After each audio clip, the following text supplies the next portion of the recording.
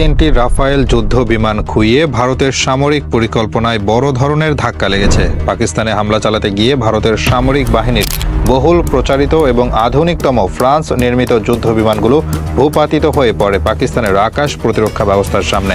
পাকিস্তানের সেনাবাহিনীর দাবি অনুযায়ী মঙ্গলবার মধ্যরাতের ওই অভিযানের প্রতিশোধ হিসেবে 5টি ভারতীয় যুদ্ধবিমান গুলি করে ভূপাতিত করা হয়েছে, যার মধ্যে রয়েছে 3টি রাফায়েল, একটি রাশিয়ান Su-30 এবং একটি MiG-29। পাকিস্তান সেনাবাহিনীর মুখপাত্র লেফটেন্যান্ট জেনারেল আহমেদ শরীফ চৌধুরী জানান, ভারতের এই কাপুরুষোচিত আক্রমণের পরপরই আমাদের বিমান প্রতিরক্ষা ব্যবস্থা সক্রিয় হয় এবং আকাশসীমায় ঢুকে পড়া 5টি যুদ্ধ বিমানকে সুনির্দিষ্টভাবে গুলি করে ফেলা হয়।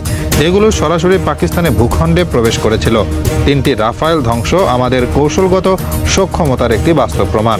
ফরাসি নির্মাতা দাসো এভিয়েশনের তৈরি এই বিমানগুলো ভারতের জন্য প্রতিরক্ষা আধুনিকায়নের প্রতীক হয়ে দাঁড়িয়েছিল।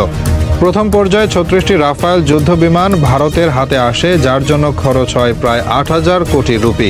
সম্প্রতি আরও 26টি রাফায়েল কেনার লক্ষ্যে ফ্রান্সের সঙ্গে 740 কোটি মার্কিন ডলারের চুক্তি স্বাক্ষরের প্রক্রিয়া চলছে। কিন্তু মঙ্গলবার রাতে মাত্র কয়েক মিনিটের ব্যবধানে একসাথে 3টি রাফায়েল ভূপাতিত হওয়ায় সেই সামরিক আধুনিকায়নের বিশ্বাসযোগ্যতা নিয়ে প্রশ্ন উঠতে শুরু করেছে। প্রতিরক্ষা এটি শুধু একটি যুদ্ধক্ষেত্রের ঘটনা নয়, এটি প্রতীকী অর্থে ভারতের এয়ার সুপিরিয়রিটি বা আকাশ আধিপত্যের ধারণায় বড় ধরনের আঘাত।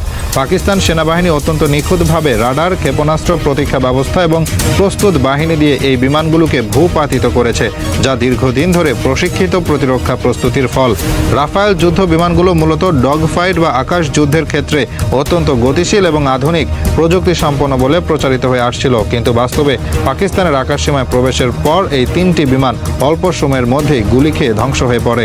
ভারতের প্রতিরক্ষা মন্ত্রণালয় এখনও আনুষ্ঠানিকভাবে রাফায়েল ভূপাতনের ঘটনা স্বীকার করেনি, তবে বিভিন্ন সূত্র থেকে জানা যাচ্ছে ভারতের ভেতরে এই খবর বড়সড় হতাশা ও প্রশ্নের জন্ম দিয়েছে, কারণ রাফায়েল প্রকল্প ছিল মোদী সরকারের অন্যতম মুখ্য প্রতিরক্ষা অর্জন। এই চুক্তিকে কেন্দ্র করে রাজনৈতিক বিতর্ক হয়েছে অতীতে।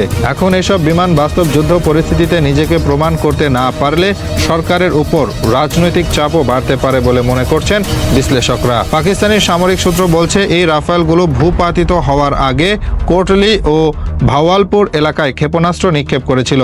লক্ষ্যবস্তু ছিল বেসামরিক স্থাপনা, যার মধ্যে ছিল 2টি মসজিদ ও একটি হাসপাতাল। এই আঘাতে নিহত হয়েছে অন্তত 8 জন, আহত অন্তত 35। নিহতদের মধ্যে 2 জন শিশু রয়েছে বলে জানিয়েছেন ISPR এর মহাপরিচালক। একই সঙ্গে পাকিস্তান প্রতিরক্ষা মন্ত্রণালয় দাবি করেছে, শুধু যুদ্ধ বিমান নয়, ভারতের কয়েকটি ড্রোন এবং নিয়ন্ত্রণ রেখা বরাবর কয়েকটি সামরিক ফাঁড়িও ধ্বংস করা হয়েছে। প্রতিরক্ষা মন্ত্রী